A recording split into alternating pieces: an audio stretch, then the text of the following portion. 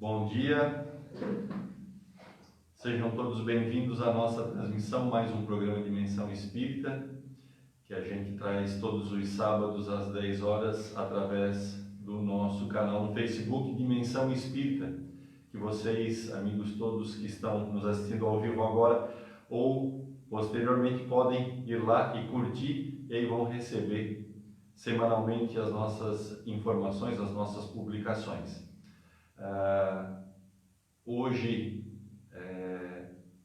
o nosso âncora Gilberto não está, foi viajar, mas temos a grata presença dos nossos amigos, o Jefferson, que já é da nossa equipe. Bom dia, Jefferson. Bom dia, Edson. Bom dia a todos. Bom dia, nosso amigo. Para mim é um grande prazer poder estar aqui mais uma vez, podendo contribuir com todos.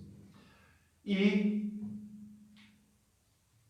a espírita mais difícil da região, a nossa amiga Regina, que não é fácil, que não foi fácil trazê-la até aqui, mas a gente tem o prazer de ter conosco a nossa irmã Regina, que trabalha aqui conosco na Casa Consolador Prometido de Sara. Regina, seja bem-vinda ao Dimensão Espírita. Obrigada pelo convite e hoje estamos aqui para contribuir de alguma maneira, né, com o pouco que a gente tem de conhecimento e nos colocando à disposição desse trabalho, apesar de que hoje vim como quebra-galho, né?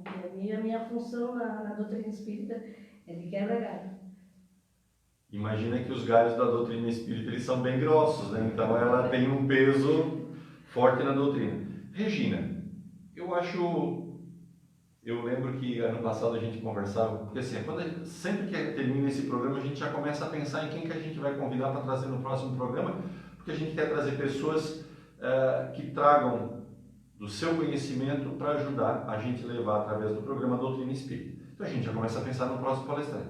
E desde o ano passado, quando eu comecei a fazer parte da equipe, sempre que a gente saía, então era na época do rádio, a gente vinha embora e o Gilberto, a gente ia pensando, Gilberto, quem que a gente vai convidar? Eu dizia, vamos convidar a Regina. Ele disse, não, a Regina não aceita, a Regina não aceita, a Regina não aceita. Então eu acho que é o primeiro programa que tu tem participado com a equipe do Dimensão Espírita. Primeiro programa. Muito bem, então não vou cometer a gafe de dizer que não seja o primeiro. Regina, eu sei que tu já está há muitos anos na doutrina espírita, conta um pouquinho para nós dessa tua trajetória que te trouxe até hoje, até o dia de hoje, dentro da doutrina espírita. Como foi a experiência o contato, as vivências? Eu sei que vocês fazem parte da equipe que fundou essa casa que hoje abriga o programa Dimensão Espírita. Como foi a tua trajetória na doutrina espírita? O meu marido leu um livro que foi ganhado, foi meu cunhado que ganhou, que era a Gênesis. Então ele leu a Gênesis. Pela Gênesis ele começou, isso é bom. Começou pela Gênesis. Deixa eu mostrar e achou interessante, né, o conhecimento daquela... Esse é o livro da Gênesis. Livro, que é um dos mais difíceis, né, da codificação. E nessa época a gente estava recém-casado e começamos a frequentar a Casa Espírita, Seara de Jesus, na casinha velha ainda. Cearinha? No Cearinha. Ficamos lá por alguns anos. Aí depois mudamos para Criciúma, exatamente do lado do Centro Espírita. E aí ficamos ali também, acho uns 5 anos. Depois começaram a nascer os filhos e viemos para uma cidade menor para poder educá-los. E aí a necessidade surgiu de criar a Casa Espírita para não ter que se deslocar e com a filharada, né, ficou meio difícil. Por isso, então, trouxemos para cá essa maravilhosa doutrina tão libertadora. E que ajuda tanta gente hoje na estrada, né? Já são quantos anos, Edson, do Consolador? Do Consolador, a Regina pode dizer mais propriedade. A casa foi fundada em... Sou ruim disso. Tu é ruim disso? Sou ruim disso. Bom, e aí eu vou pecar de dizer exatamente o ano, eu não lembro o ano, eu não guardo essas coisas, Jefferson, mas assim, eu sei que começou na garagem da casa deles, isso agora eu vou falar um pouquinho da história, ela não falou, ela resumiu, né? Ela está resumindo as coisas. Começou na garagem da casa de um de vocês, que os casais eram você e o Altair, seu esposo, o Ildefonso e a Eva, o Valterni, a Idaiá. Depois Esses, surgiu né? a Dona Maria, que era Dona frequentadora do Maria. Kardec, e a Dona Norinda, também frequentadora do Isso. Kardec, que se agruparam a nós. Começou numa garagem, depois se transferiu para uma outra garagem, que é a garagem que a nossa colega Vanilda, aqui em cima no centro da cidade, doou. Ela não cobrava aluguel e mais algumas salas, e aí foi lá onde eu encontrei o Espiritismo, na garagem. É engraçado isso, né? Encontrou o Espiritismo na garagem. E depois, lá começou todo o trâmite de a compra desse lote, que não foi fácil, né, Regina? Não foi fácil. Não foi fácil, a compra do lote, a compra dos tijolos, mas antes dos tijolos, os evangelhos no lar aconteciam aqui no lote, para começar a fazer todo o trabalho de construção espiritual, que a espiritualidade já vinha construindo, e depois realmente a construção física, né? A colocação da primeira concreto aqui, a primeira base. Aqui eu acho que já está desde 2000. Tu tens aí no telefone? Bom, já faz mais de 10 anos que a gente está aqui nessa casa, com certeza. Uns 15 por aí. 15. Não, 25 anos. Assim, na cidade já há mais tempo, né? Na cidade há mais tempo. E a gente tem recebido a informação, né, do mundo espiritual que antes mesmo do lote ter sido comprado já havia edificação espiritual dessa casa aqui. Então, quer dizer, o compromisso de nós encarnados era, claro, nós como casa Içara, né?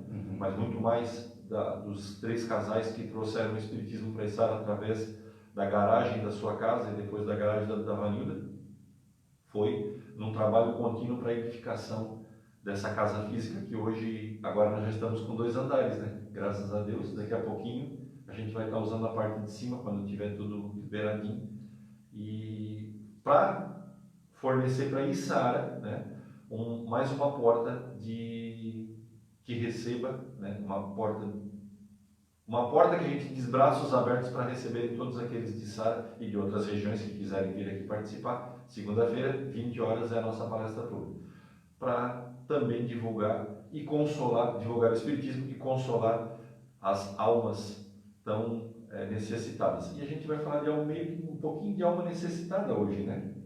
Só assim para uma correção que sempre acontece, houve só uma reunião nessa garagem, né? Nós nos reunimos para decidir, vamos embarcar nessa tarefa da construção da casa espírita aqui no Ministério.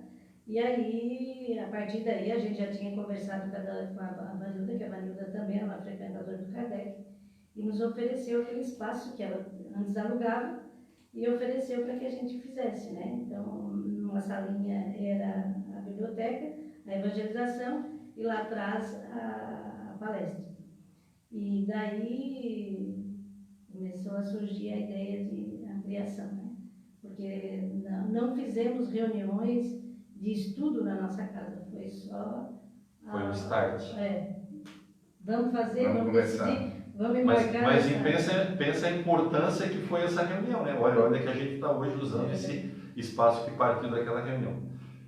Indo para o nosso tema do dia, nós escolhemos falar sobre um tema importante, mas talvez em alguns momentos mistificado por quem não tem o conhecimento e o estudo da doutrina espírita, mas dentro do movimento a gente estuda constantemente, que é um assunto muito importante, chama obsessão. Obsessão, basicamente, é a influenciação de um espírito sobre um outro espírito, sobre um outro ser, pode ser encarnado, sobre outro espírito. Depois a gente vai entrar nessa seara mostrando os vários tipos de obsessão, que basicamente o leva a situações ruins. Depois a gente vai esmiuçar isso. Mas, conversando com a Regina, conversando com o Jefferson aqui, eu queria partir, porque como a gente fala da influenciação de um espírito sobre o outro, da pergunta 459 do Livro dos Espíritos, que Allan Kardec faz aos espíritos, perguntando sobre a influência. Ele pergunta assim: influem os espíritos em nossos pensamentos e em nossos atos? Quer dizer, eles têm influência sobre nós? Resposta: muito mais do que imaginais. Influenciam a tal ponto que, de ordinário, são eles que vos dirigem. Quando a gente lê essa resposta, dá até um medinho, né? Na verdade, ele fala que de ordinário são eles que nos dirigem, porque também, positivamente, a gente é intuído todo dia pelo nosso anjo de guarda, pelos nossos mentores, mas a gente recebe muito essa influência. Regina, Jefferson, a partir daí...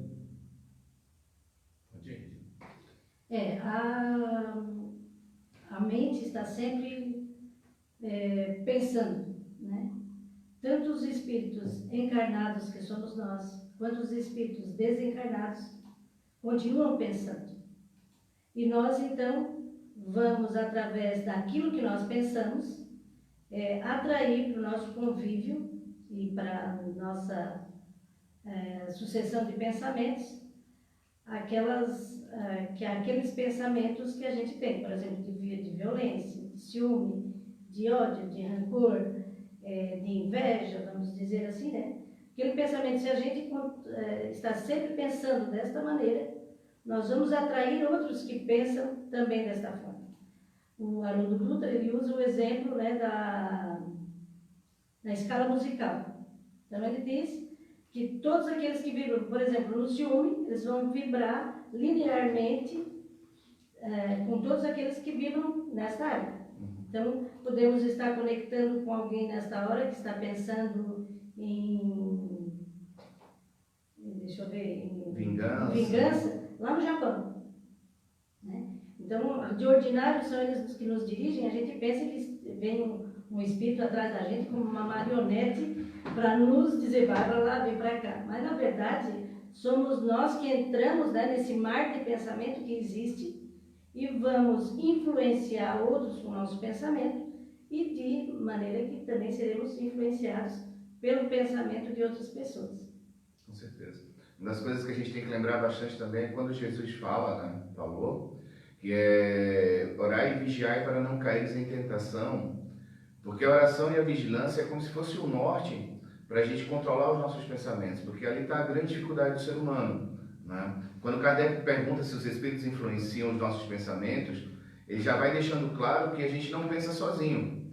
Então, às vezes os pensamentos estão na nossa mente, mas a gente está sendo influenciado. Então, se eu não tiver o controle do meu barco, o controle do meu carro, ele vai indo sozinho para onde ele quer. Então, se eu tiver uma tendência, como a Regina está falando, se eu tiver uma tendência ao álcool, ao desregramento, eu vou ter na minha mente espíritos que vibram com isso. Né? Pessoas, você bebe sozinho, você fuma sozinho? Não, com certeza não. A gente, além de a gente estar lá com os nossos pensamentos, a gente sofre influência para ter aqueles pensamentos que nos viciam e que nos complicam a vida.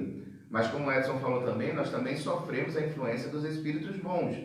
Então isso é interessante porque a gente tem de um lado os pensamentos bons, do outro os pensamentos ruins, mas é a nossa consciência, né? O nosso equilíbrio que vai distinguir para que lado eu quero ir. Então esse desequilíbrio, essa falta de conhecimento da vida, da espiritualidade, faz com que os seus pensamentos sejam, indo para onde ele quiser sem você ter controle. Na verdade, nós comandamos o nosso caminho, né? Nós fazemos o nosso caminho, mas se a gente quiser não comandar, vai ter quem comanda, né? Vai ter quem comanda.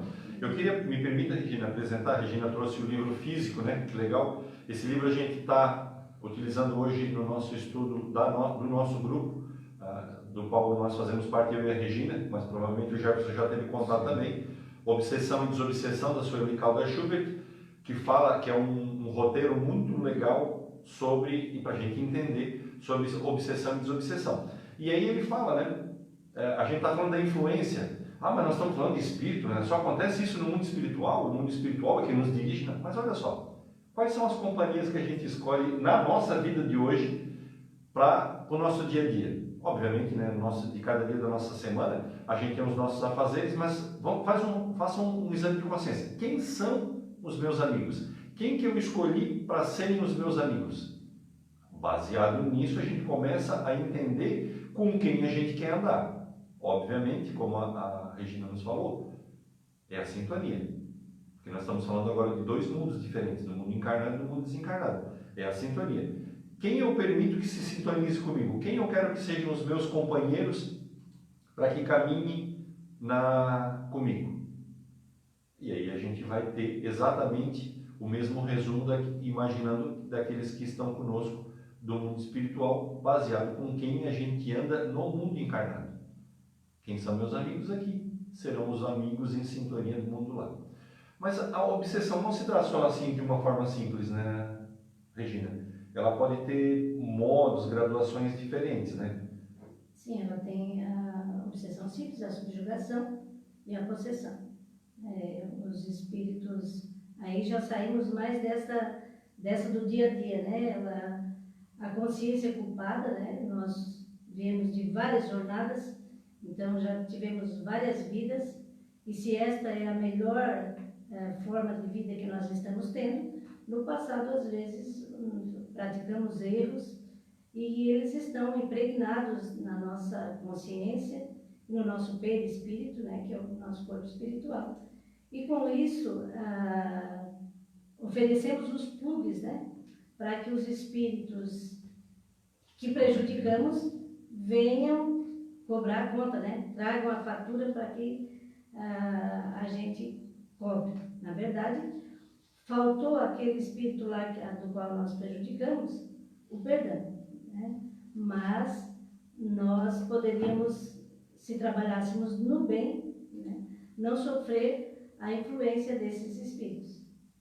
Eles acabam encontrando, né, dentro de nós, no Evangelho, no segundo Espiritismo, lá no capítulo 28º das Preces Espíritas, ele vai fazer a conclusão das orações, principalmente quando ele vai falar da oração do Pai Nosso, ele vai explicando, né? Quando ele diz assim, não nos deixais cair em tentação e nos livrais do mal, os Espíritos exatamente explicam que as nossas imperfeições, né, como a gente fala, nossas imperfeições morais, elas são portas abertas às influências. Então as pessoas dizem assim, poxa, mas por que aquela pessoa está sendo obsediada? O que está acontecendo com ela? Por que Deus permite, né? Porque Deus permite. Na verdade, essa lei de atração, ela vai exatamente fazer com que esses espíritos se aproximem da gente. Então, quando a gente começa a identificar quais são as nossas imperfeições, por exemplo, se você é ciumento, com certeza espíritos que vibram no ciúme, né, eles se aproximam de você e ampliam. Então, fica muito claro, assim, quando a gente vai percebendo o processo obsessivo, até chegar à obsessão da subjugação, da fascinação, da possessão, que é o quê? Você está triste, só que você consegue lidar um pouco com essa tristeza. Só que aí você diz, não, mas eu não quero estar triste, eu quero me livrar disso aqui, eu quero me afastar desse sentimento. Só que aquele sentimento está muito mais forte do que você. Né? Aí a gente vai falar um pouco mais na frente, você procurar um médico, um terapeuta, para buscar uma cura disso, né, um auxílio. Mas falando de uma forma espiritual, quando você está triste e se aproxima alguém triste de você, um parente, um amigo, se ninguém estiver vibrando no bem, os dois ficam tristes. Né? E se estiverem muito tristes, aquela tristeza fica muito maior. E às vezes a tristeza é de um e o outro acaba indo para a mesma sintonia daquela tristeza grave. Por exemplo, uma mãe está doente, o seu filho desencarnou, morreu, ela está muito triste. Uma pessoa vai ajudar. Ela acaba captando aquela tristeza e volta para casa muito triste. Quer dizer, ela recebeu a vibração daquela mãe triste e levou para ela. E se isso for muito forte, já começa esse problema da gente pensar, opa, ela já pode estar sendo subjugada, pode estar sendo, tá na possessão, está na... Como é que dá o nome da outra agora que fugiu a mente? A subjugação, a possessão, né? Porque já sai de uma coisa simples. É isso que a gente tem que estar sempre atento, porque é esse grau de influência que vai determinando o processo. Virginia, tu consegue explicar para nós assim, porque eu acho que é interessante, principalmente para os nossos irmãos que estão tendo contato com a doutrina espírita, entender essa graduação da influenciação espiritual. Pode ser só uma intuição, né? uma simples, aí a gente pode dizer, pode ser uma fascinação, mas pode ser uma coisa muito mais intensa, que muitas vezes o espírito realmente toma conta da vida daquele que ele está obsediando. A diferença, como é que se faz, Regina? Como é que a gente consegue perceber? Pode ser assim, de forma didática mesmo, porque aqui, na pergunta 473, Depois eu vou chegar naquela que é a mais difícil de todas, né? Para desmistificar um pouquinho do que a gente vê na TV. A gente vê, às vezes, uma pessoa dizendo alguma coisa que tu vê que é... Por exemplo, eu vou escrever um livro, pega aquele livro, não tem nada, não fala nada com nada, né? E a pessoa está achando que aquilo ali vai ser um best-seller, vai ser um... Então, o espírito, às vezes, vendo que essa pessoa tem um ego muito grande, um orgulho muito grande, ela trabalha exatamente nessa situação, para colocá-la, às vezes, numa posição de ridículo, né? Para que aquela pessoa se sinta diminuída sem perceber, né? Porque ela está achando que ela é a última bolacha do pacote. Mas os outros, ao verem, percebem o vazio daquele livro, o vazio daquela situação, e o outro não percebe. Então, eu estou lembrando agora de uma situação que, assim, está parecendo cantor de tudo quanto é tipo, né? Porque como a moda agora é ser cantor, né? Só que tem alguns que não escrevem livros, mas cantam, né, Regina? Só que cantando a gente observa que eles não têm vocação nenhuma para o canto, mas querem ser cantor. Enquadra assim, sabe? Eu trouxe esse exemplo porque a gente está no dia a dia, né? Percebe isso, né? E eleva pessoas a ridículo, né? Leva as pessoas a ridículo. Aí tem um cunho comercial que a gente não vai levar em consideração, né? Mas a fascinação, a subjugação, às vezes a pessoa não tem mais nem força, né? De se levantar, de reagir, né? Ela fica ali prostrada e numa simbiose, né? Do espírito que a domina com a forma dela agir. Por que isso se dá? Porque a consciência está tão ocupada, ela percebe, às vezes depois, na hora do sono, que encontra aquele irmão lá e ela vê, eu prejudiquei ele mesmo. Essa consciência é tão ocupada que forma essa simbiose, né? Muitas vezes, para acabar esta situação da obsessão tão grave, os espíritos protetores daquela situação procuram até trazer como obsessor como filho, né? Porque aí existe uma ligação tão forte. O amor, né? Não é o amor ainda, né? É uma culpa misturada com ódio, né? Porque geralmente se diz que a obsessão grave, ela é um amor traído, né? A pessoa às vezes confiou naquele, às vezes um crime, né? Alguém adota alguém, um filho, e de repente lá pelas tantas, o filho tenta matar o pai, talvez, para pegar a herança. Muitos livros espíritas trazem esta situação, por isso que eu trouxe, né? Até um desserviço, porque a adoção é coisa maravilhosa, né? Eu estou trazendo um desserviço para o pessoal da adoção. Mas, às vezes, num caso deste, aquele pai se sentiu traído, né? E o filho depois percebe que ele fez uma coisa grave.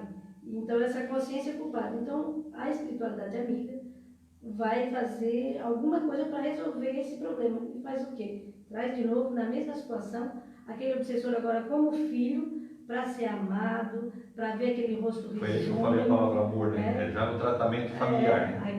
Aquele rostinho, bochechinha rosada, e aí tu se encanta com aquele irmão, né? E aí vem os laços amorosos que acabam com toda essa situação de sofrimento. Jefferson, nas experiências do Jefferson pelos caminhos, ele tem se encontrado muito com aquele, digamos, com aquele tipo de obsessão que é a mais terrível de todas, que acaba levando pessoas a depressões profundas e em que a gente pode denominá-la como em alguns momentos até como possessão, né? Que a gente tem esse termo também como possessão. Mas eu só queria trazer, baseado no Livro dos Espíritos, falando sobre possessão, porque nos filmes normalmente, né, as pessoas quando falam de possessão, o espírito toma conta do corpo da pessoa de tal forma que ele entra no espírito. E até eu lembrava do caso do filme Ghost, que é aquela personagem que eu acho que é uma vidente, que a Whoopi Goldberg faz, o espírito do Patrick Swayze entra no corpo dela. Puf, ela dá aquele choque. Na verdade, não é assim. Uma licença poética. É uma licença poética. Muito bem, Regina. O que diz a pergunta 473? Os espíritos tomam conta do teu corpo ao ponto de entrar no teu corpo, né? De tomar conta do teu corpo? As respostas são: não. acontece exatamente como os encarnados. Olha, a Regina está aqui do meu lado, eu estou aqui. Se ela quiser me influenciar, ela vai me influenciar, mas ela vai estar no lugar dela e eu aqui no meu lugar.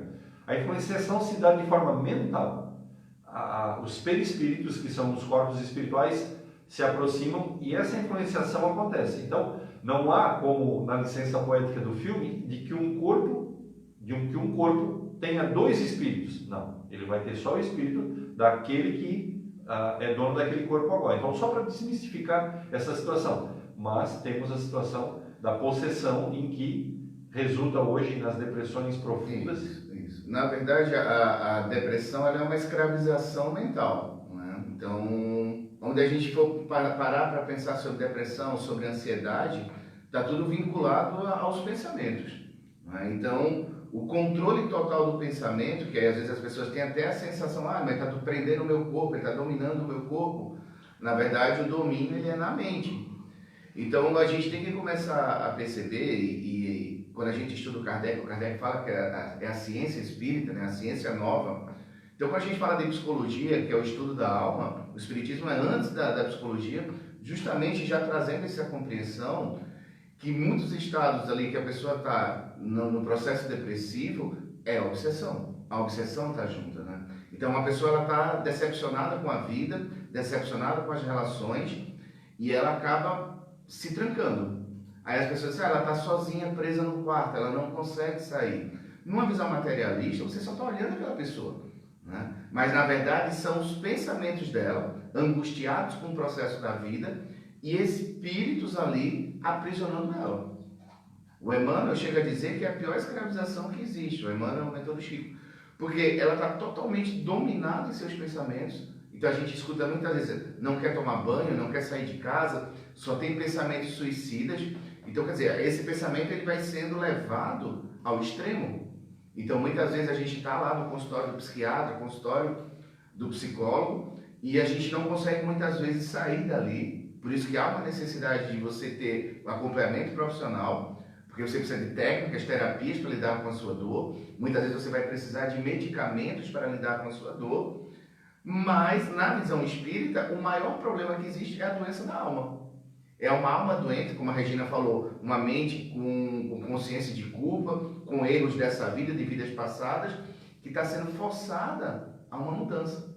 É isso que as pessoas não entendem. A dor, a doença, é uma oportunidade da pessoa rever a sua conduta e buscar o tratamento.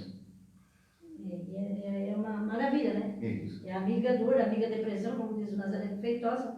Foi a amiga depressão que me trouxe para o Espiritismo. Foi a amiga depressão que me mostrou e me aliviou, né? Porque ele disse que tinha muitas dores e que quando chegou com a depressão, ele entendeu a vida, né? Que a vida não era aquele buraquinho pequeno, aquele quadradinho pequeno que ele tinha se transformado. Porque às vezes a gente se coloca, né? A gente quer uma vida redondinha ou quadradinha e se coloca naquilo ali, e qualquer coisinha que muda, a gente não se adapta. Exatamente. A gente bate, a gente Sim, reclama, né? E não sai daquela casquinha ali que a gente se colocou. Então é importante sair desse quadradinho, ver a vida muito mais ampla do jeito que Deus nos coloca, né? Porque a mente, ela continua pensando depois do desencarne também, né? E aí, esses dias, num episódio que aconteceu, as pessoas, tinha uma pessoa querendo se suicidar, e as pessoas embaixo diziam, pula, pula, pula, né? Não percebendo que aquela mente sobrevive à morte física. Então, aquele pensamento daquele irmão, tristonho, desesperado, após o tratamento, após a morte do corpo físico, ela vai permanecer em algum local, né? E vai influenciar outros. De repente, aqueles que estão dizendo pula, pula, porque estão tratando a vida de uma forma tão simples, uma forma tão corriqueira, né? Que não pode esperar um tempo para poder auxiliar aquele irmão que está ali naquele sofrimento tão grande. Eu acho que um ponto principal da doutrina espírita relacionada a outras religiões é que quando as pessoas estão no processo da depressão, da angústia, sem entendimento da vida espiritual, muitos deles acabam perdendo a força. Seja porque a depressão, na verdade, também é um vício, né? É um vício moral adoecido, né? Que precisa ser curado ele precisa de um tratamento. Então você não se livra de um vício de uma hora para outra, né? As dores que a gente está vivendo hoje, elas foram construídas ao longo do tempo, não é? Quando você tem uma visão espírita, você sabe que a sua vida não começou quando você nasceu nessa vida. Ela já vem do passado, a gente está continuando vidas do passado. Então todas essas dores que a gente sente são dores profundas de muito tempo e que elas precisam ser tratadas. Então o que acontece é o seguinte, não é de uma hora para outra que você vai arrancar isso de você. Mas quando você está num processo depressivo, que você olha para o lado, olha para o outro e não encontra saída, porque o que é que muitas pessoas dizem para mim? Eu quero parar de pensar nisso. Eu quero me levantar, eu quero sair, mas é uma força muito maior. Aí quando as pessoas começam uma força muito maior, o que é que vai acontecer muitas vezes? A pessoa vai para o medicamento, vai para uma terapia, mas não faz uma transformação moral e essa percepção que é o ponto de vista da influência. Porque quando você está deitado na cama e você diz assim, eu quero sair, mas eu não consigo, tem dois pensamentos ali. Tem um pensamento que quer sair e um pensamento que quer ficar. Né? Então Kardec faz perguntas muito simples, mas de muita importância, como diz assim, os espíritos influenciam o nosso pensamento? Sim, muito mais do que você pensa. Então, se eu estou nesse conflito de querer me levantar ou querer ficar, eu posso estar sob influência. Aí ele pergunta, como é que eu posso saber se estou sendo influenciado por um espírito bom ou por um espírito ruim? Espíritos bons só te influenciam para o bem. Aí eu tenho que saber o que é bom para mim, né? Sair ou ficar na cama. Aí ele pergunta, qual é a melhor forma de evitar a influência do mal? Aprenda a te conhecer. Então, quando você começa a fazer esse autoconhecimento, saber o que você quer da sua vida, você vai começar a perceber a influência espiritual. Por exemplo, você sai de casa extremamente feliz, chega no ambiente de trabalho e se fica mal e triste. Quer dizer, houve um processo obsessivo. Pensamentos e energias daquele ambiente que você não gosta, contaminou você. Você estava feliz, ficou triste. Se você não tiver essa percepção, você passa a vida toda triste. Esse exemplo que o Jefferson nos dá agora de a gente sair de casa feliz e daqui, chegando em um ambiente qualquer, seja no trabalho, ou seja pode ser até num grupo de amigos, a gente se sentir mal, dá um gancho para uma outra pergunta que eu ia fazer para a Regina, que a Regina hoje está respondendo a nossa pergunta. Sim, Regina, óbvio que a gente, quando fala em obsessão, dá sempre a impressão de que é um espírito, só que espíritos estão nos corpos todos, dos encarnados e estão lá como desencarnados. Então, sempre tem uma presença de um espírito, mas a gente sempre imagina assim, o espírito que está lá, que a gente não vê, tentando influenciar um encarnado. Mas só acontece dessa forma? De um espírito para um encarnado? Tipo, quais são os tipos de... Porque daí o Jefferson falou, a gente chega num ambiente de trabalho em que tem vários encarnados, né? Então, encarnados, espíritos encarnados. Então, que tipos de obsessões podem acontecer? Existe de encarnado para encarnado. O encarnado é o que está no corpo físico, né? Não é quem gosta de vermelho. De desencarnado para desencarnado. De encarnado para desencarnado e desencarnado para encarnado, e também a auto-obsessão. Então, um exemplo do encarnado para o encarnado, que é mais ou menos o que o Jefferson colocou agora, é a influência do meio, né? Por exemplo, uma transvestida, às vezes de amor, um pai tem um processo obsessivo com o filho, né? Ele quer que o filho faça aquele curso que ele sonhou, né? Aquelas mães que gostariam de ser modelo, o filho só abre o olho, já escreve lá no bebê Johnson, né?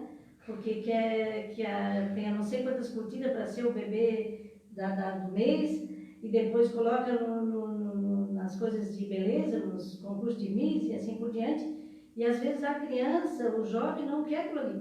Não quer, a beleza não tem aquela importância que às vezes tinha para a mãe. Mas a influência da mãe, a influência do pai, porque quer que o filho seja engenheiro quando ele quer ser artista, ou quer ser outra coisa, né? E de repente isto aniquila aquele filho de uma maneira, porque ele não consegue ter a vontade dele, né? Ele faz o que é da vontade do pai. Os ciúmes, aquela pessoa muito ciumenta que fica ligando não sei quantas vezes, estás aonde, estás fazendo o quê, e a gente tem que ter uma determinada confiança, né, com aquelas pessoas que estão ao nosso convívio, porque senão a gente vai viver numa prisão muito triste, né? Regina, assim, até tocando bem um assunto bem importante na mente, assim, já envolve obsessão, tanto de encarnado quanto de desencarnado, quanto depressão, que são os casamentos abusivos, né? Então, às vezes você lá tem uma esposa que abusa o marido, uma pressão muito grande, mas hoje a mídia realmente está aí, os casos são muito maiores dos homens para com as mulheres, então muitas mulheres estão entrando no processo depressivo pela obsessão dos maridos, né? O medo de conviver com aquela pessoa, ela tem medo de falar com outra pessoa, tem medo disso, então tudo isso é um processo obsessivo realmente, que escraviza. Aí as pessoas dizem assim, mas a doença física, a mediunidade, que é esse processo de comunicação que gera um pensamento positivo de influência ou que gera um pensamento negativo de influência, ela não causa doença, né? Ela é natural, não causa doença.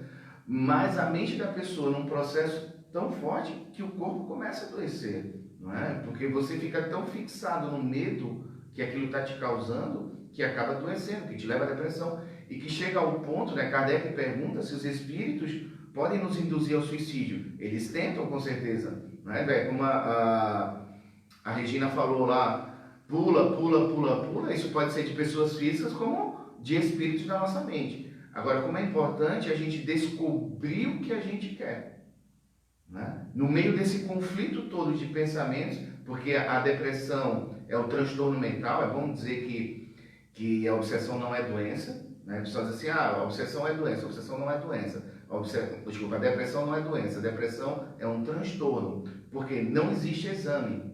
Para ser doença, ela precisa estar no corpo físico.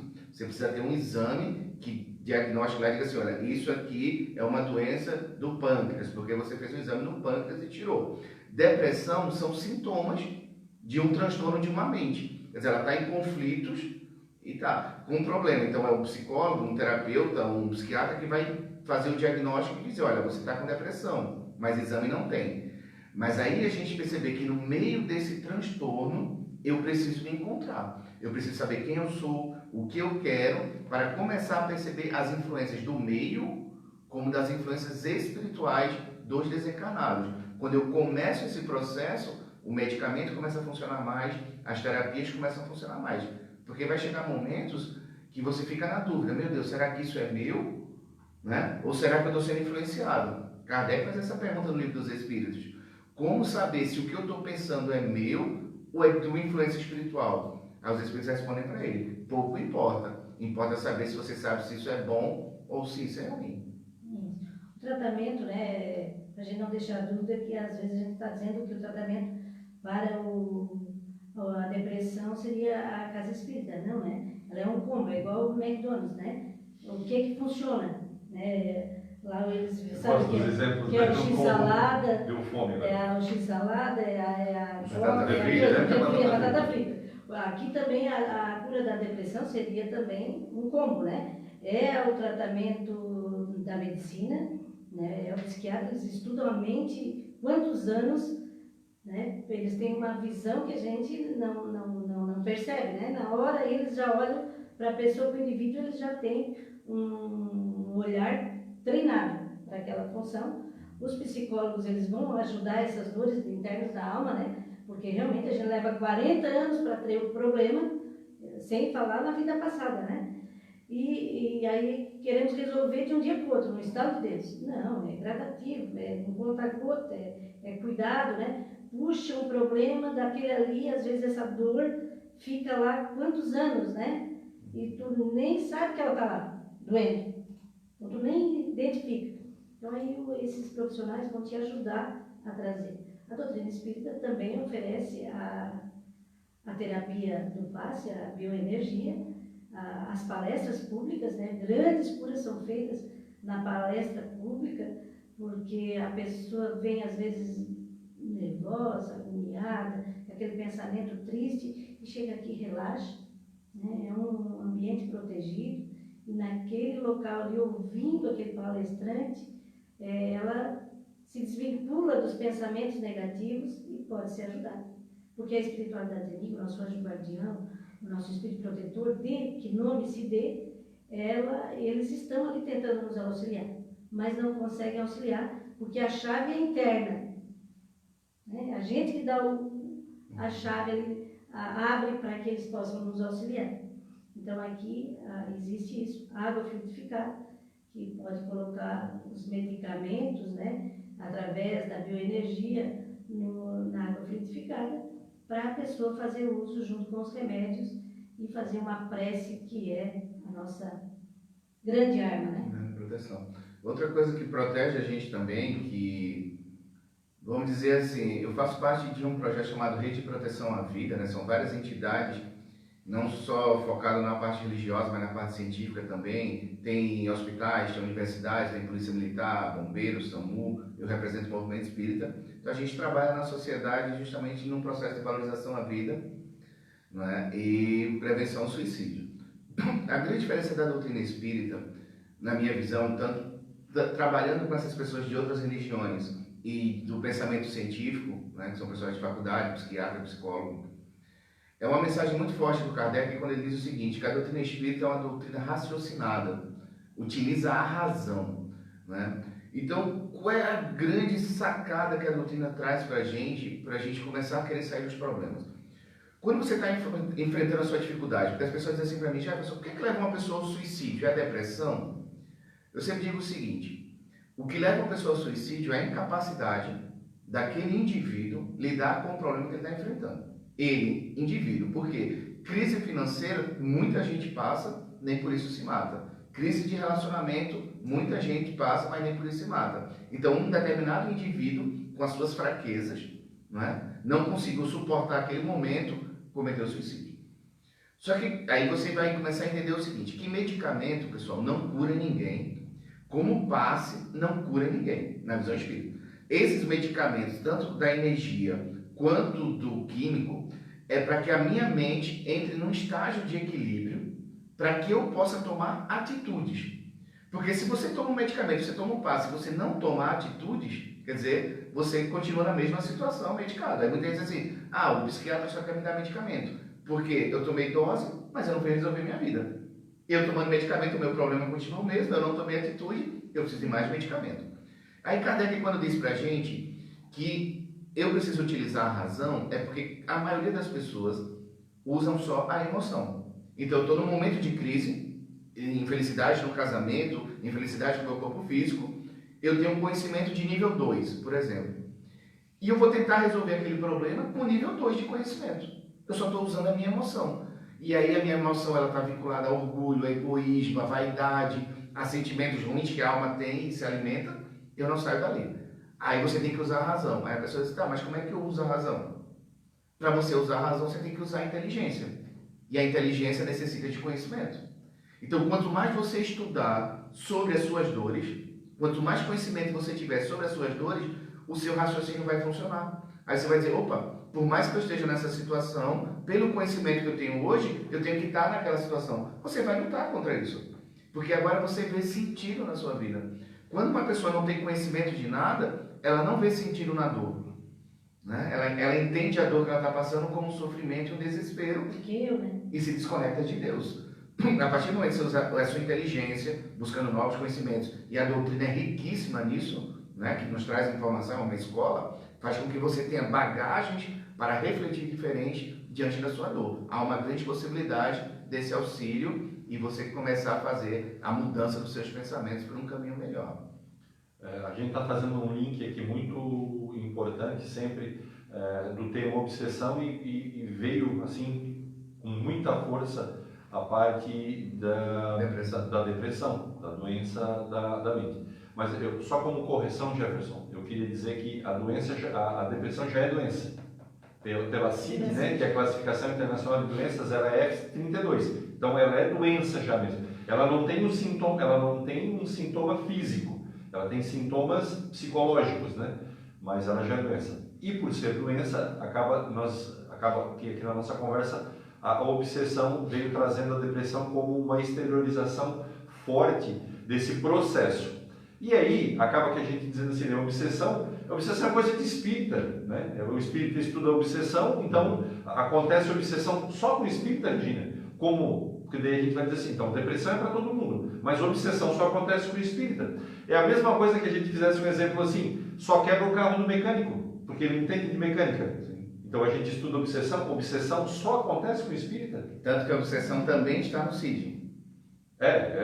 Já tem lá também no Ciro, não vou lembrar o número, já está com Eu vou procurando aqui enquanto a Regina desenvolve. Então, só espírita é obsediado, Regina? Não só espírita, porque a justiça é para todos, né?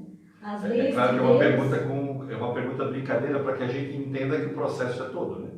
As leis de Deus, elas são justas e perfeitas, e para todos, né?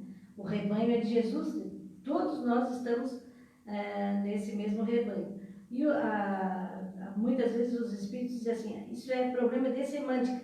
Às vezes de forma de falar diferente, mas todo mundo sabe a influência. Ontem mesmo, eu falando com uma pessoa que está num processo de depressão bem grande, ela disse, tu sabe que eu escuto o tempo todo gente me falando. Quem é essa gente se não tem gente do lado? Mas ela disse que escuta. Eu escuto as pessoas me falando determinadas bobagens. Bobagem, aqui nessa cama eu escuto.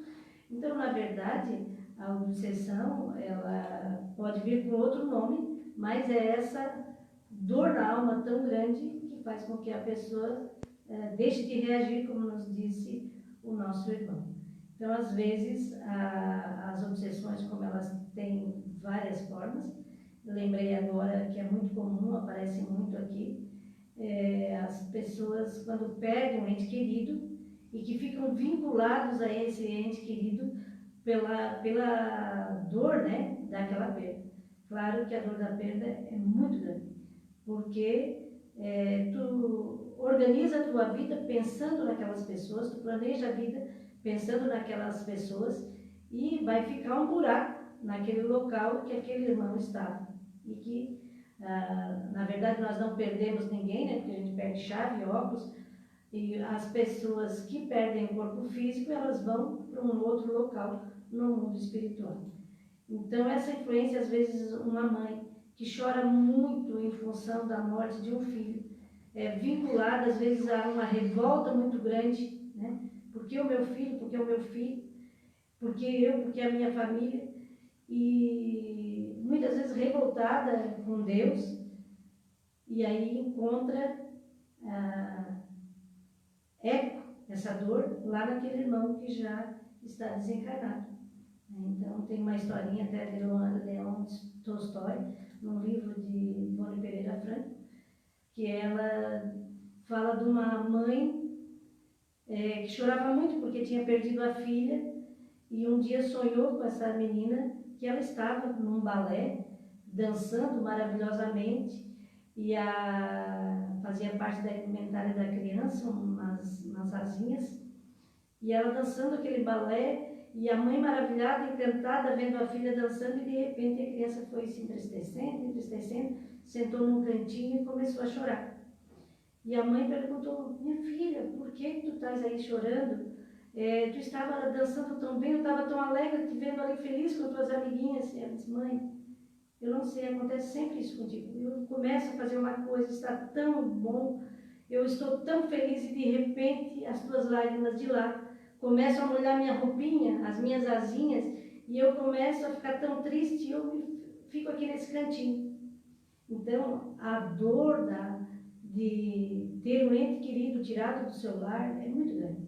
Uma mãe que perde, entre aspas, um filho, fica com aquele sentimento de vazio para sempre. Mas a gente sabe que há os encontros com esses irmãos que já partiram através do sono, e que isso vão nos consolar, vão nos conformar, né? Porque todas as religiões acreditam na vida após a morte, e realmente isto acontece, a gente vê muito aqui na Casa Espírita.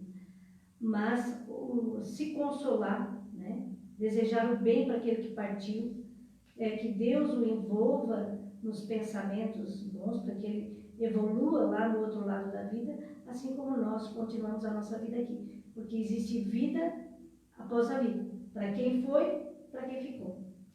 Ela exemplificou exatamente a historinha, Regina, da obsessão ou da influenciação do encarnado para o desencarnado. Então a gente imagina que a gente não tem influência lá no mundo espiritual? Tem. A mãe fazia com que as lágrimas do seu rosto caíssem lá nas asinhas da filha que já estava no outro plano, né? para ver como é importante a nossa sintonia positiva para aqueles que foram, né? Jefferson, porque a gente já está indo por um caminho do nosso horário, mas eu queria assim, trazer um tema que é muito importante, porque quando a gente fala de obsessão, parece sempre que não há justiça divina nisso, né? Parece que alguém quer fazer mal para um outro alguém e pura e simplesmente por fazer mal, né? E eu queria trazer duas informações para a gente falar a respeito, assim, da culpa, né? Da culpa, por que culpa? Porque há essa influenciação em que eu fiz e com que o outro fez e a sintonia. E quem são os obsessores? Na verdade, né? Quem são as pessoas? Quem são o obsessor? Ele é uma espécie de um demônio, de um espírito maligno? Quem são os obsessores do processo obsessivo, seja ele qual for, né? De todos os tipos que a gente trouxe hoje. A culpa com relação a quem são esses obsessores? Bom, assim, primeiro vou começar com uma pergunta do Kardec, só para a gente entender a função da obsessão. Kardec pergunta dos espíritos por que Deus permite que espíritos nos influenciam mal. Aí Kardec, os espíritos respondem para Kardec dizendo o seguinte: os espíritos são instrumentos da lei divina, são filhos de Deus, que são colocados na sua vida para testar a sua perseverança e sua prática no bem. Então, na verdade, o que acontece é o seguinte: estão vindo me influenciar, mas para que eu consiga resistir a essa influência, me transformando numa pessoa melhor. Então, mesmo que eu tenha sendo atacado por pessoas ou por espíritos, o objetivo é eu ser uma pessoa melhor. A responsabilidade está em mim. Eles vão influenciar. A outra é o seguinte, de uma forma bem simples eu vou explicar. Nós temos espíritos perturbadores e espíritos perturbados. Quem são esses espíritos? São espíritos que a gente já conviveu no passado, não é? Ou espíritos oportunistas, que estão passando naquele momento. O perturbador é aquele que vem realmente nos prejudicar por um processo de vingança, muitas vezes. Né? No passado, a gente prejudicou aquela pessoa, teve uma relação com ela, e muitas vezes ela volta, né, desencarnada, nos influenciar os pensamentos. Por isso que Kardec diz, né, comenta muito no Livro dos Espíritos, se reconcilie com seu adversário antes que ele parta para a parte espiritual. Porque indo para a parte espiritual, muitas vezes ele vem te obsediar. Então, por exemplo, se eu já tenho uma tendência ao álcool e eu tenho um inimigo espiritual, quer dizer, uma pessoa que eu convivi no passado, está no plano espiritual e não gosta de mim, ele vai me incentivar muito mais a beber até eu me perder. Um oportunista, por exemplo, eu estou aqui tranquilo, passei num lugar, veio aquela ideiazinha de beber, e não é um perseguidor, mas é alguém que gosta de beber, encostou em mim e vai me induzindo a beber de novo aquele processo. Dentro de casa, os obsessores também são os parentes. Então, às vezes é um parente que te complica um pouco a vida, ali é aquele que está só te testando, mas também tem aquele outro parente, que, como a Regina falou em algum momento, que volta, né? Que você falou na questão do amor, a gente diz assim, aqueles que nascem juntos, já viveram juntos no passado, mas às vezes essa vida no passado são inimigos, que voltam às vezes no laço de sangue para ter essa reconciliação, mas os sentimentos eles ainda não existem de amor e afeto. Relembra o passado. Mas, meu Deus, por que meu pai me persegue? Por que meu irmão me persegue? Na verdade, a gente começa a perceber que já é do passado. Então, normalmente, os obsessores são pessoas com quem a gente já conviveu. Normalmente, quem sofre hoje era o algoz do passado, então esse que está nos obsediando, ele está nos cobrando. O que o Jefferson traz bastante, ele traz assim, a influenciação do mundo espiritual ao mundo encarnado nessa situação, né? Por isso que eu falei da culpa, Regina. Sim. Porque a culpa ela tem a ver com uma coisa chamada sintonia, né? Então, por que ela abre o canal, né? Ela abre o canal. Então, Regina, fala para nós assim, por que eu me deixo obsediar, então, na verdade, né? E aí a culpa tem essa relação muito forte com as coisas do passado, né? E gera o famoso rádio, né? A sintonia do rádio, né? Sim, porque nós estamos na mesma faixa praticamente, né? Quase todos na mesma faixa. Somos egoístas, somos maledicentes, né? Temos vícios de todas as ordens. Então, às vezes, esse obsessor, ele encontra o campo fértil, né? Para essa semeadura dele. E nós trazemos esses frutos do passado, essas tomadas de culpas de coisas que fizemos no passado. Então, por isso que Sueli Caldas-Schubert, ela orienta muito a terapia do bem.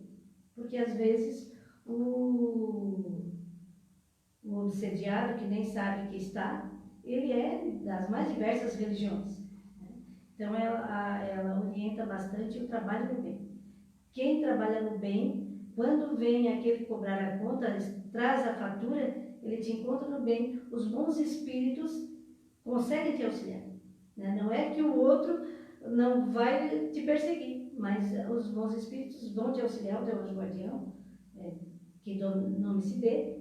E aquele irmão que vem em situação de sofrimento para cobrar a fatura, vendo a nossa transformação e vendo como é bom ser bom, ele também se transforma. Né? Então, o Evangelho, nós temos o Evangelho segundo o Espiritismo, que Kardec pega a parte moral e desenvolve com uma visão espírita. Mas tem o Evangelho, o Novo Testamento, ele é consolador. Para as outras religiões, pegue o Novo Testamento lá, abra lá e leia em voz alta, que vai te consolar, vai consolar aquele espírito que vem ali em situação de sofrimento, e os dois vão se melhorar, os três, ou sei lá quantos que são, né? Vão se melhorar, porque o Evangelho é uma terapia de amor, porque mostra o amor de Deus para conosco e diz que não importa quem somos, o que fizemos, Deus nos ama desse jeito. Para isso tem aquelas lições ali, do filho pródigo, né? De colocar a ovelha perdida sobre os braços e vir fazer festa, porque é de todo interesse do mundo espiritual, de Deus, de Jesus, que todos nós voltemos ao bom caminho. Né? Porque é para isso que nós estamos aqui. Por isso a função, a gente vê muito uma forma, a culpa e a falta de perdão também como portas para a obsessão. Porque a pessoa não perdoa, mas na verdade a grande prisão é ela que se coloca. Né? A caixinha, né? A caixinha. A caixinha que tu falou, né? Tu fica dentro daquela caixinha e... Não é a caixinha do homem, né? Tem a caixinha do homem que tem Não, aquelas palestras, não. É uma outra caixinha, a caixinha da culpa. Da culpa e da falta de perdoar. Porque a gente vê as maiores obsessões, todas as formas de obsessão, ela começa pela falta de perdão. Né? A auto-obsessão por não te perdoa.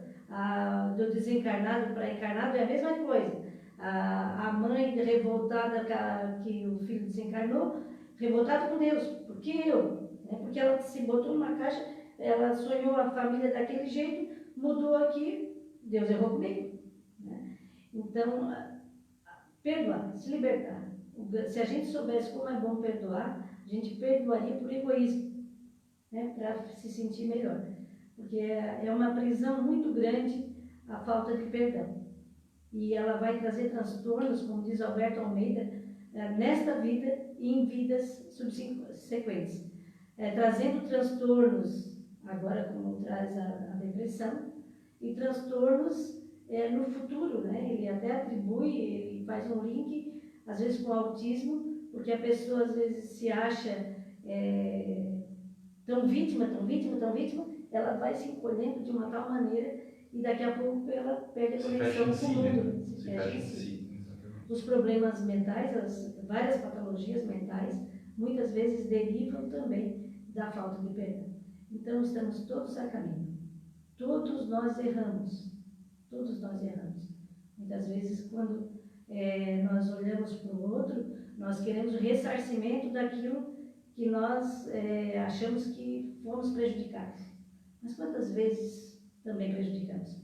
É por isso que Jesus disse, perdoai 70 vezes 7. É um número simbólico, né? Simbólico, quer dizer infinitas vezes, né? E dizem que o Pedro continuou perguntando, eu perdoar, mestre? Não, tu ser perdoado. Né? Tu ser perdoado. Porque a gente não só vê o que o outro fez pra gente, mas o que a gente faz para os outros e que precisa de perdão, a gente não percebe. Na verdade, a frase com a relação de Pedro ela tem uma situação inversa, né? Não é tu perdoar 70 vezes 7 vezes, é tu dar perdão 70, que é mais difícil ainda. Tu perdoar é muito mais um processo muito mais doloroso dentro da gente, né? Eu acho que nesse ponto aí, o pessoal diz assim, Pedro, não é tu dar o perdão, é tu perdoar, né? É tu te livrar desse sentimento que está te corroendo. Só que aí o seguinte, o pessoal acha isso praticamente impossível. Jesus foi muito mais além disso. Como? Pedro, não é só perdoar. Ama o o teu inimigo. Então, assim, se a gente acha que já é difícil, não, eu tenho perdão, mas eu não sinto. Isso é praticamente impossível. Jesus foi mais além. Diz, Pedro, amai os vossos inimigos. Então, quer dizer, é esse processo que a doutrina traz para a gente começar a ver sentido na nossa dor. Tem um capítulo do Evangelho segundo o Espiritismo chamado Ponto de Vista. E isso vai auxiliar. Quando você está diante da sua dor, seja o desencarne, seja o desemprego, seja de um problema de relação, você tem uma visão disso que está acontecendo com você. A doutrina traz informações para você mudar o seu ponto de vista. Uma base da doutrina é que Deus é bom e Deus é justo. Nada acontece ao acaso. Seja o que for que aconteça, tem a sua razão de ser. Então você está diante de uma dor, diante de uma dificuldade, por mais que agora você não compreenda, isso é bom para você, para que haja uma transformação na sua alma. O problema é que nós não temos conhecimentos e bagagens para passar por essa dor. Então a doutrina espírita entra como uma possibilidade dos tratamentos, dos passes, da água frutificada, mas principalmente do conhecimento, porque é o conhecimento que nos liberta. Nada é por acaso, não é só tema de livro, né? Ela é um reflexo da lei de causa e efeito, que estamos todos envolvidos e Deus coordena tudo. Eu só queria dizer assim que, independente, esse programa é um programa espírita, mas aquele que nos estiver ouvindo, que seja de qualquer religião, de qualquer prática religiosa, espiritualize. Vá procurar Jesus, Deus, como a melhor forma que você queira ver, porque a partir desse momento em que a gente vai procurando Deus, trazendo a espiritualidade para dentro do nosso coração, a gente já começa esse processo que também os nossos colegas falaram agora, de mudança, da reforma íntima, tanto falada dentro do Espiritismo. Que, a partir daí, os nossos irmãos que nos influenciam, que nos obsediam, então vamos usar a palavra para a gente falar do texto de hoje, que nos obsediam, percebem essa diferença e a partir dessa diferença também, como a Regina falou, eles se mudam e passam a não ter mais essa sintonia negativa com a gente. Regina, percebeu que aqui é a hora, como Einstein falou, é a hora mais rápida do mundo aqui, é a nossa hora do nosso programa de Dimensão Espírita. Queres deixar uma mensagem a respeito do tema, uma mensagem para os nossos ouvintes? Eu gosto muito de uma frase que diz assim: quem é solidário não é solitário. A depressão, a obsessão é um isolamento. E aquele que está no convívio, que está olhando a dor do outro, esquece a sua dor. Muitas vezes o Sueli Caldas Schubert diz que nós deixamos a nossa dor em casa e viemos na casa espírita trabalhar. Né? E a gente, ao ver a dor do outro, nós dissemos, como a minha é pequena. E desta maneira vamos achando as ferramentas, né, para conseguir sair de dentro de nós mesmos, deste buraco que muitas vezes nós mesmos fizemos e ficamos lá. Nós devemos procurar fazer diferente, porque nós não podemos fazer sempre a mesma coisa e esperar novos resultados. Nós precisamos fazer diferente para poder colher novos resultados. Isso aí. Jefferson, o que tu nos fala para a gente findar o nosso programa de hoje? Eu fico com uma frase que é atribuída ao Chico, né? Eu não li esse livro, mas eu já escutei, que quando o Chico entrava num processo depressivo, Emmanuel, seu mentor, aparecia para esse Chico, vai visitar os pobres. Vai visitar os pobres. Então, o Divaldo, ele tem uma mensagem numa palestra que é o seguinte: de 10 pessoas, 3 já entraram em depressão, 3 estão em depressão, 3 vão ter depressão e uma pessoa sozinha não vive, entra em depressão. Então, todos nós, nesse processo de vida, vamos passar por momentos depressivos, porque os nossos pensamentos, as nossas emoções vão estar em transtorno. Então, importa saber como você está lidando com isso. Então, Deus é bom e Deus é justo. O que falta é a gente buscar esse esforço no bem, auxiliando outras pessoas e principalmente se auxiliando. Porque quando você perceber que você está procurando o seu bem, com certeza você vai fazer o bem ao próximo. Agradecemos a presença da Regina. Muito obrigado, Regina, por estar aqui conosco, contribuir dessa forma magnífica para a doutrina. Jefferson, também pela sua presença. E a gente se vê no próximo sábado, novamente às 10 horas, com Dimensão Espírita. Até lá!